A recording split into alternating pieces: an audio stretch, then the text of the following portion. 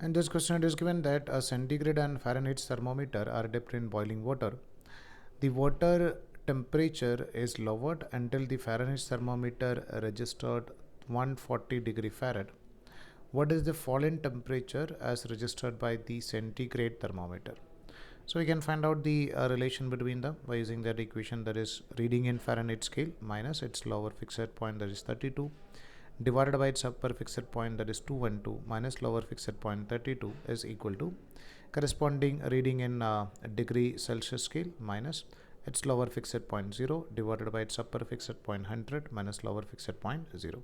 So this we can take it as 140 minus 32, which is equal to 108, divided by this is 180, which is equal to C divided by 100. So we can cancel the 0 and 0, and if you're dividing by 2, so over here we'll get nothing but 5, and over here we'll get 9. So we can write the value of C is going to be 108 into 5 divided by 9.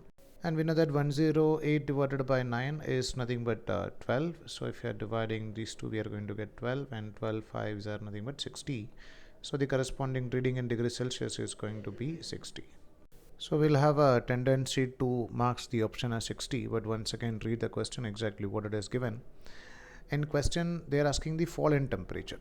So initially water was boiling, so temperature was 100 degrees Celsius. Now we just identify what about the value of reading in degrees Celsius scale. When Fahrenheit scale shows 140, when Fahrenheit shows 140, then degree Celsius scale shows 60. So the difference in temperature, the fall in temperature is not equal to 60. The final temperature is 60. So the fall in temperature is 40 degrees Celsius.